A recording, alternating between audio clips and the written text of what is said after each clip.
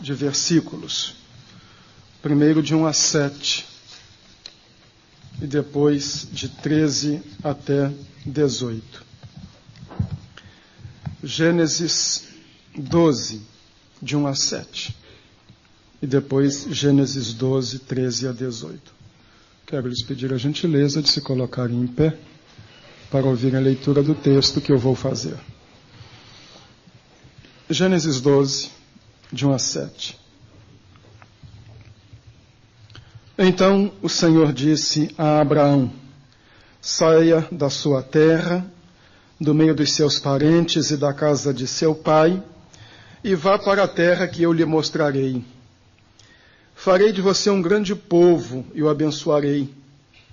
Tornarei famoso o seu nome, e você será uma bênção. Abençoarei os que o abençoarem, e amaldiçoarei os que o amaldiçoarem, e por meio de você, todos os povos da terra serão abençoados. Partiu Abrão como lhe ordenara o Senhor, e Ló foi com ele. Abrão tinha 75 anos quando saiu de Harã. Levou sua mulher Sarai, seu sobrinho Ló, todos os bens que haviam acumulado e seus servos comprados em Harã. Partiram para a terra de Canaã e lá chegaram. Abrão atravessou a terra até o lugar do carvalho de Moré, em Siquém. Naquela época, os cananeus habitavam essa terra. O Senhor apareceu a Abrão e disse: à sua descendência darei esta terra. Abrão construiu ali um altar dedicado ao Senhor que lhe havia aparecido. Não é de 13 a 18, capítulo 13, versículo 18. 13 e 18. Então Abrão mudou seu acampamento e passou a viver próximo aos carvalhos de Mamre, em Hebrom, onde construiu um altar dedicado ao Senhor. Nossa mensagem desta manhã tem este título: Vida Abençoada. O que é isto? Queiram sentar-se, por favor.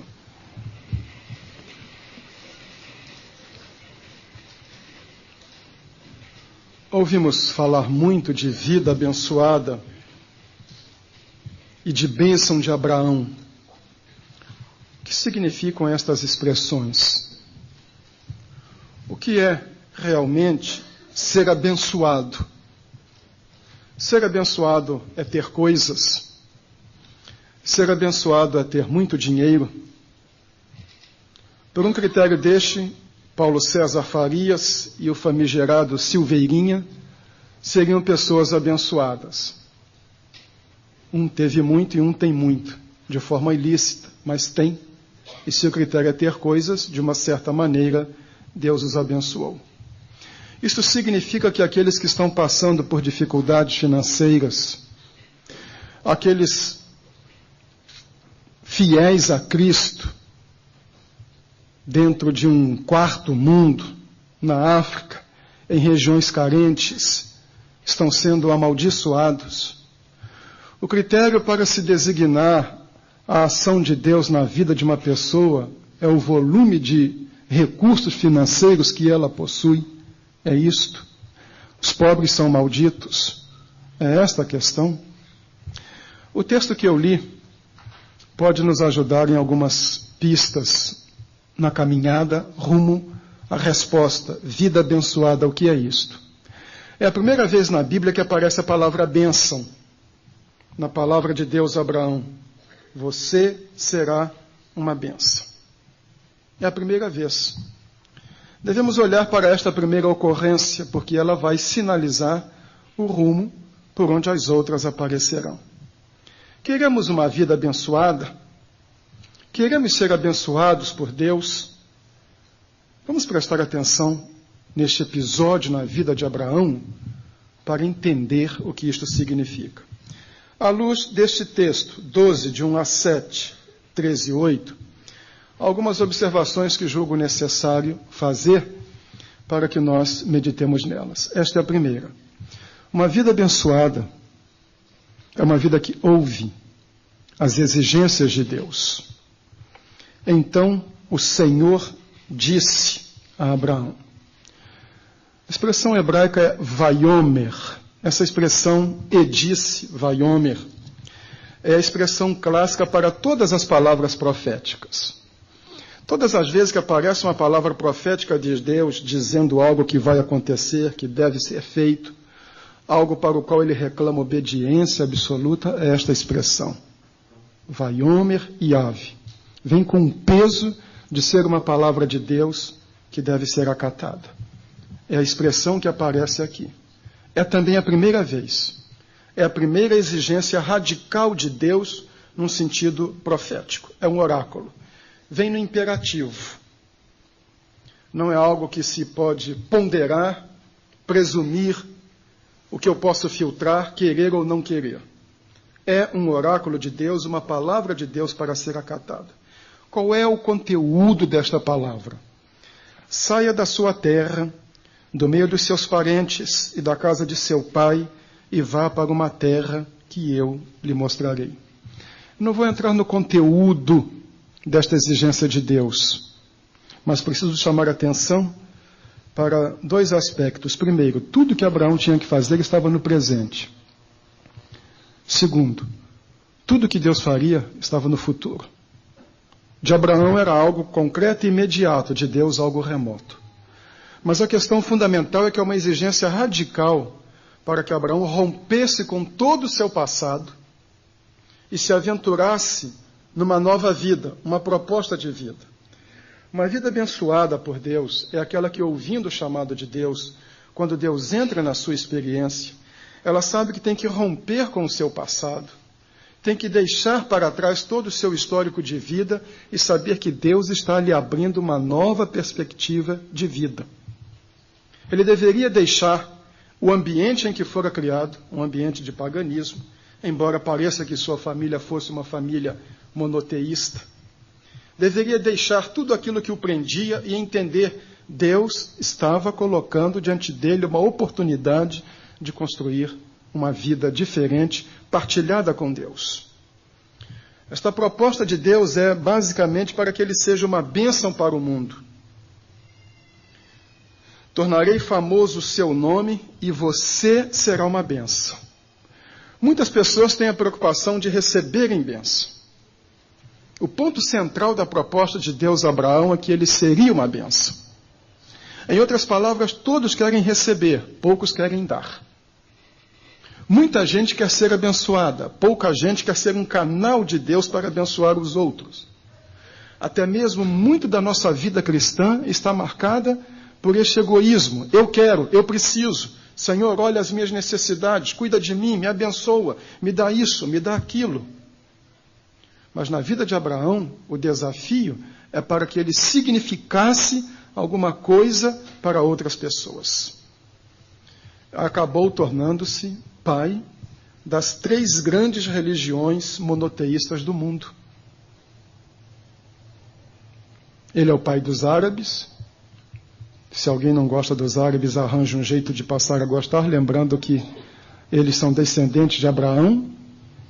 Os judeus se orgulhavam de serem descendência de Abraão, a ponto de, num bate-boca com Jesus, lá em João 8,39, terem dito, nós temos por pai Abraão. E Gálatas, no capítulo 3, nos versículos 7 e 9, nos diz que os que são da fé, os cristãos, é que são a verdadeira semente de Abraão. Abraão se tornou uma bênção, e esse foi o chamado para ele, a exigência de Deus em primeiro lugar. Irmãos, paremos para pensar nisto. Queremos mensagem de conforto. Queremos mensagem que nos ajude a enfrentar a vida. Mas nós queremos saber das exigências de Deus. O nosso relacionamento com Deus está estruturado com base naquilo que Ele pode fazer por nós ou naquilo que Ele pode fazer através de nós. Temos esta consciência de que somos instrumentos que Ele pode usar para abençoar o mundo? Paramos para pensar que há pessoas que vivem próximas de nós, na rua onde moramos, no prédio, na universidade, no comércio, pessoas a quem nós podemos levar uma palavra de conforto e a quem nós podemos ser úteis? Ou nós pensamos apenas que Deus deve cuidar de nós? Deus cuidaria de Abraão. Nos versículos 2 e 3, a incidência do pronome eu para Deus é fantástica. Eu farei, eu abençoarei, eu tornarei, eu abençoarei, eu amaldiçoarei. Ou seja, Deus faz um desafio a Abraão, mas vai agir na vida de Abraão. Qual é a lição que nós podemos tirar desta primeira parte da nossa mensagem? É que Deus pode agir positivamente na vida de uma pessoa, Deus pode abençoar grandemente uma pessoa, Deus pode mudar radicalmente a vida de uma pessoa, mas há uma exigência que Deus faz, é que a pessoa caminhe com Ele, ouça sua voz e que a pessoa se disponha a ser uma bênção. Uma vida abençoada é uma vida que pratica a obediência. Uma vida abençoada é uma vida abençoadora. Nós não somos o centro do mundo. E o nosso compromisso com Cristo não deve só para receber coisas, mas cada um deveria se perguntar o que é que Deus quer fazer na minha vida para ajudar outras pessoas. Em que eu posso beneficiar outros. É tão comum vermos esta mentalidade infantil. As pessoas chegam à igreja querendo uma bênção. A igreja tem a obrigação de cuidar delas, de abençoá-las, todo mundo tem que cumprimentar, todo mundo tem que ter um sorriso, todo mundo tem que abraçar. Se tem dificuldade financeira, todo mundo na igreja tem que ajudar. São poucas as pessoas que dizem o que é que eu posso fazer. Esta é a vida cristã madura. O desejo de querer ser um instrumento nas mãos de Deus. Ouvir as exigências de Deus. Ouvimos as promessas. E temos um ouvido enorme para promessas. Mas a vida abençoada é aquela que ouve exigências. E a maior exigência, a que Deus vai repetir depois, é esta: anda em minha presença, ser perfeito e ser uma bênção.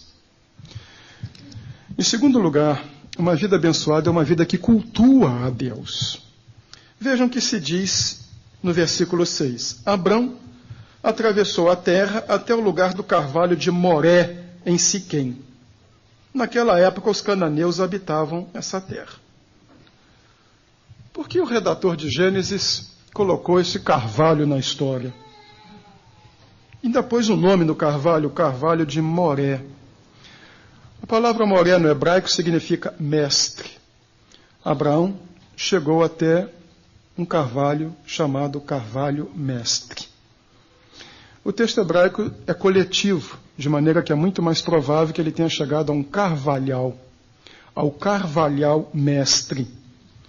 Tanto que no versículo 18 do capítulo 13 se diz: Abrão mudou seu acampamento e passou a viver próximo aos carvalhos.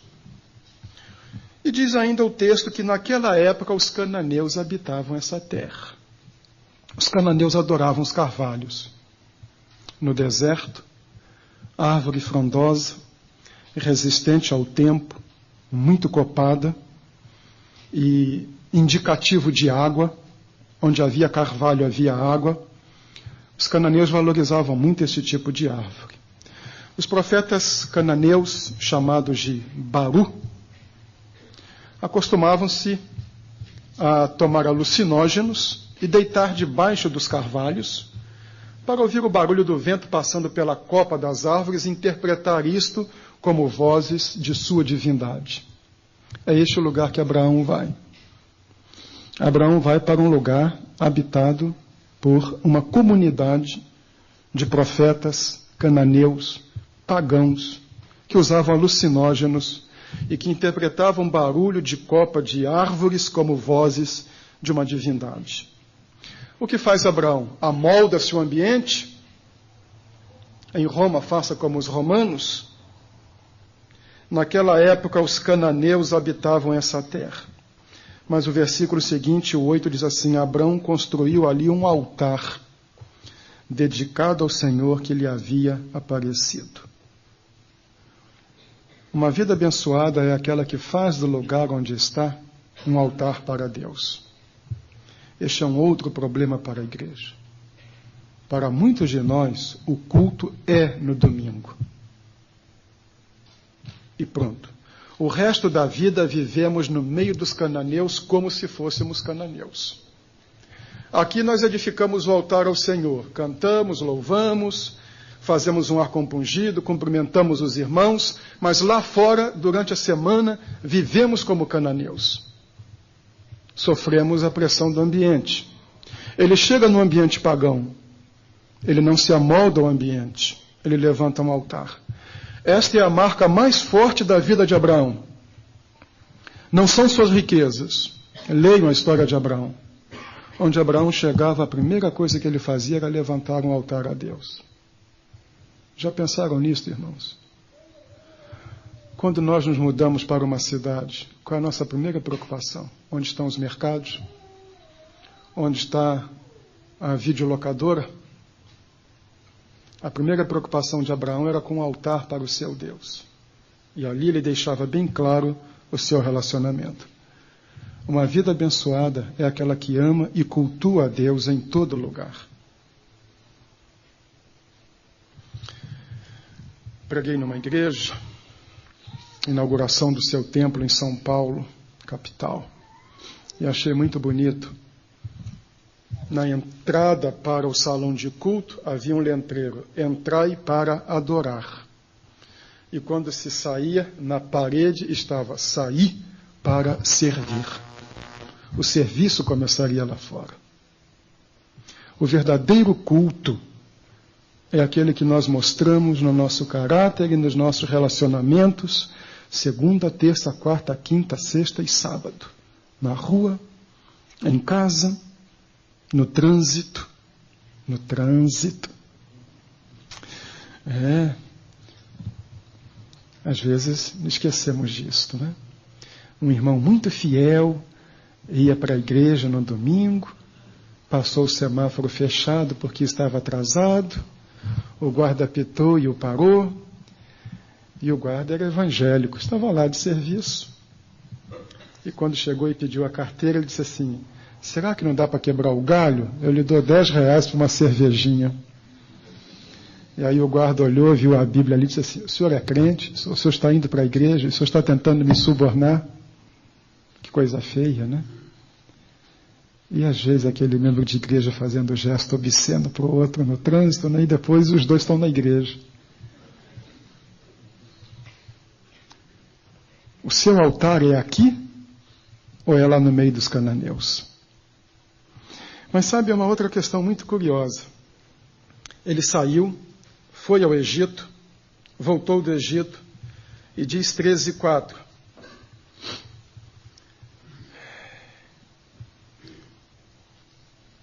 Onde, pela primeira vez, tinha construído um altar. Ali Abrão invocou o nome do Senhor. Uma curiosidade, já mostrei que Abraão, onde chegava, levantava o altar e adorava a Deus. Mas uma curiosidade que nos deveria fazer refletir. Na língua hebraica, a palavra bênção é barak. Barak está ligada a berak, que é a palavra hebraica para joelho. No hebraico, bênção e joelho são palavras da mesma raiz. Joelhos dobrados são um sinal de submissão. Muita gente reivindica, pede, acha que tem direitos, e a gente até escuta isso. Você tem o direito de exigir de Deus. Você não tem direito de coisa nenhuma. Você tinha direito ao inferno, à perdição. O que você tem é graça, misericórdia e bondade, porque Deus é bondoso e misericordioso. Mas lá em Marcos 1,40, nós vemos aquele leproso que chega para Jesus. E o texto diz que o leproso, prostrando-se de joelhos, lhe rogava, dizendo: Senhor, se quiseres, podes curar-me. O homem abençoado é aquele que aprende a dobrar o joelho, é aquele que aprende a ser submisso, é aquela vida que levanta altares e dobra os joelhos. Uma vida abençoada é uma vida que cultua a Deus. Bem, vimos que uma vida abençoada é aquela que ouve as exigências de Deus, que uma vida abençoada é aquela que cultua a Deus. E por último, uma vida abençoada é aquela que tem valores que honram a Deus. Vamos ao 13:18. Abrão mudou seu acampamento. Outras versões trazem: Abrão mudou suas tendas. E passou a viver próximo aos carvalhos de Mamre, em Hebrom, onde construiu um altar dedicado ao Senhor. São duas palavras-chave também na vida de Abrão: tendas e altar. Tendas para ele, altar para Deus.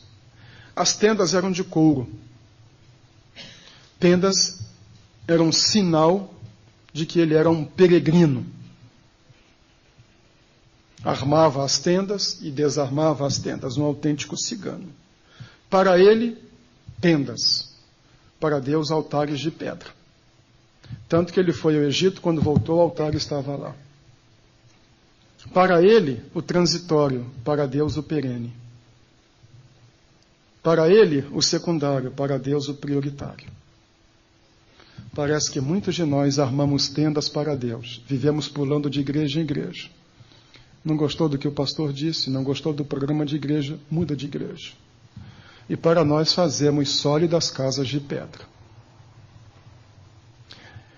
Hoje é para nós pensarmos seriamente se o que muitos crentes têm são bênçãos materiais ou maldições materiais. Porque o maior problema na vida de muitos crentes não é a pobreza. São bens em excesso.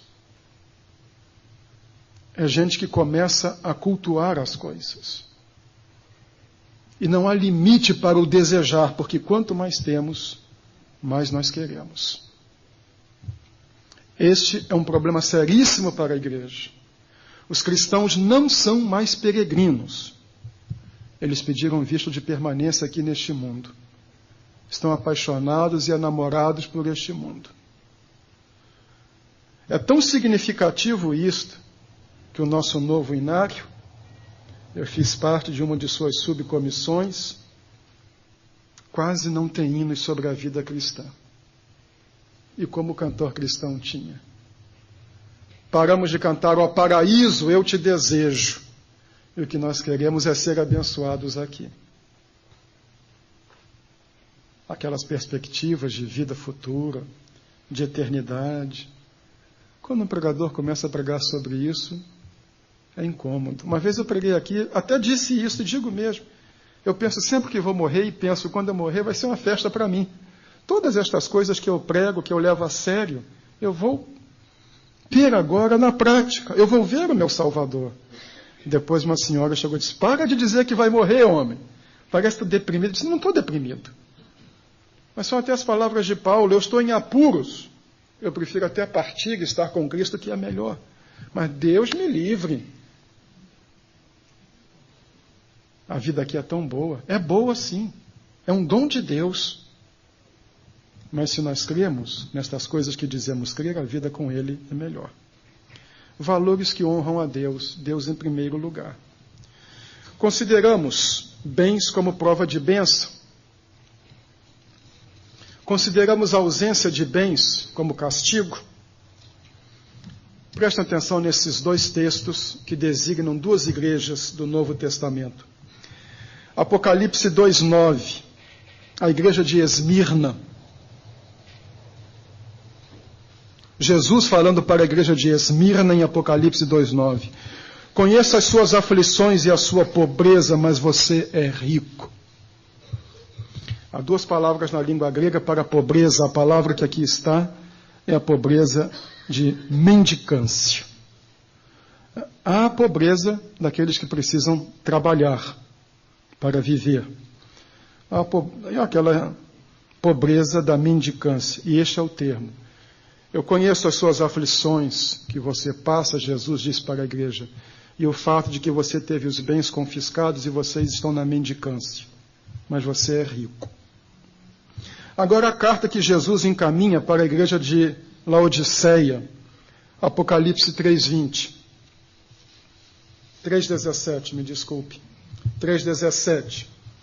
Você diz: estou rico, adquiri riquezas e não preciso de nada. Não reconhece, porém, que é miserável, digno de compaixão, pobre, cego e que está nu. Agora sim, em 3:20, nós vemos porque esta igreja tinha esta visão. Vejam estas palavras que Jesus diz para uma igreja. Eis que estou à porta e bato. Se alguém ouvir a minha voz e abrir a porta, entrarei e cearei com ele e ele comigo. Era uma igreja em que Jesus não entrava. Estava do lado de fora. Bens que se tornam ídolos, tornam o coração insensível. Vocês sabem qual foi o grande pecado de Sodoma?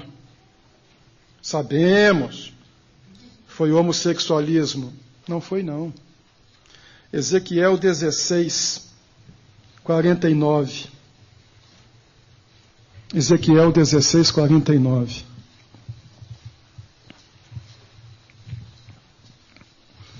Ora, este foi o pecado de sua irmã Sodoma. Ela e suas filhas eram arrogantes, tinham fartura de comida e viviam despreocupadas. Não ajudavam os pobres e os necessitados. Eram altivas e cometeram práticas repugnantes diante de mim. Suas práticas repugnantes vieram como consequência da sua arrogância e da fartura. A ociosidade é a mãe de todos os vícios. E o excesso de coisas pode dar uma falsa sensação de segurança e de independência de Deus. Uma das orações mais bonitas da Bíblia é esta de Provérbios, capítulo 30, de 7 a 9. Vejam que oração, Provérbios 30, de 7 a 9. 2 coisas peço que me dês antes que eu morra, porque depois que eu morrer não adianta mais. Mantém longe de mim a falsidade e a mentira. Não me des nem pobreza, nem riqueza. Dá-me apenas o alimento necessário. Senão, tendo demais, eu te negaria e te deixaria e diria: quem é o Senhor? Se eu ficasse pobre, poderia vir a roubar, desonrando assim o nome do meu Deus. Ou seja, eu quero ser íntegro. É a oração de Provérbios. Quais são os nossos valores, irmãos? Deus ou coisas? Isso que se passa aqui é só para legitimar o nosso estilo de vida? Ou é paixão existencial, algo real? O que nós fazemos? Tendas para Deus e altares para nós? Ou fazemos como Abrão? Tendas para nós e altares para Deus? Esta visão correta de vida é a marca de uma vida abençoada. Então, fechemos as nossas considerações. O que é uma vida abençoada? Para muitos, bens e prestígio. Para Abraão, ser um instrumento nas mãos de Deus. Um constante peregrino. Sabem, Abraão só teve uma propriedade em toda a sua vida. Sabem qual foi? A cova que ele comprou para sepultar sua esposa Sara. E onde mais tarde ele foi sepultado. Foi tão abençoado até na morte, que a sua morte foi a única vez, a última vez, que seus 2 filhos, o pai dos judeus e o pai dos árabes, se encontraram em paz. Até na morte, este homem foi uma bênção. E quantas vidas abençoou. A questão, nesta manhã, que eu quero trazer para os... se você tem muito ou se você tem pouco. Não é para isso que Deus olha. A questão é esta: Deus está usando você? A maior bênção que uma pessoa pode receber em sua vida é ser usado por Deus, ser um canal condutor de bênçãos para os outros. Esta é a vida abençoada. Ser útil, ser bênção, trazer bênção para os outros, ser usado por Deus. E esta é a minha pergunta. Neste sentido, a sua vida é uma vida abençoada?